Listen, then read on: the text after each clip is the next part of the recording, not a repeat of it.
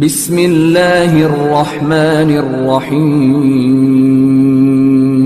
اور ہم نے موسیٰ کو کتاب دی، پھر اس میں اختلاف کیا گیا، اور اگر تمہارے پروردگار کی طرف سے ایک بات پہلے نہ ٹھہر چکی ہوتی تو ان میں فیصلہ کر دیا جاتا، اور یہ اس قرآن کی طرف سے بڑے بھاری شک میں پڑے ہیں۔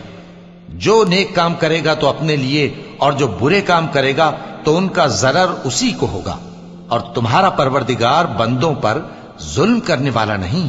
قیامت کے علم کا حوالہ اسی کی طرف دیا جاتا ہے، یعنی قیامت کا علم اسی کو ہے، اور نہ تو پھل غلافوں سے نکلتے ہیں، اور نہ کوئی مادہ حاملہ ہوتی ہے، اور نہ جنتی ہے، مگر اس کے علم سے۔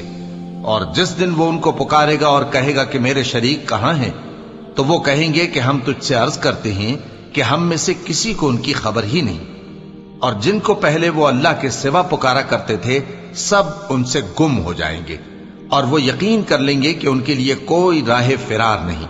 انسان بھلائی کی دعائیں کرتا کرتا تو تھکتا نہیں، اور اگر اس کو تکلیف پہنچ جاتی ہے تو نا امید ہو جاتا ہے، آس توڑ بیٹھتا ہے، اور اگر تکلیف پہنچنے کے بعد ہم اس کو اپنی رحمت کا مزہ چکھاتے ہیں تو کہتا ہے کہ یہ تو میرا حق تھا، اور میں نہیں خیال کرتا کہ قیامت برپا ہو۔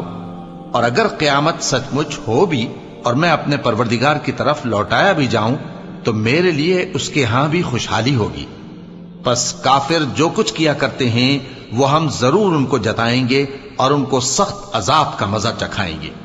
اور جب ہم انسان کو نعمتوں سے نوازتے ہیں تو وہ منہ موڑ لیتا ہے اور پہلو پھیر کر چل دیتا ہے، اور جب اس کو تکلیف پہنچتی ہے تو لمبی چوڑی دعائیں کرنے لگتا ہے۔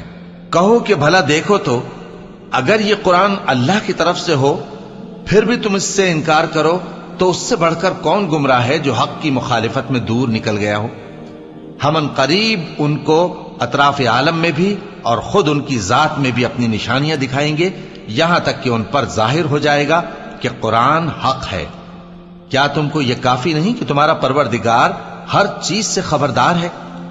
دیکھو یہ اپنے پروردگار کے روبرو حاضر ہونے سے شک میں ہیں، سن رکھو کہ وہ ہر چیز کا احاطہ کیے ہوئے ہے۔ صدق اللہ العظیم۔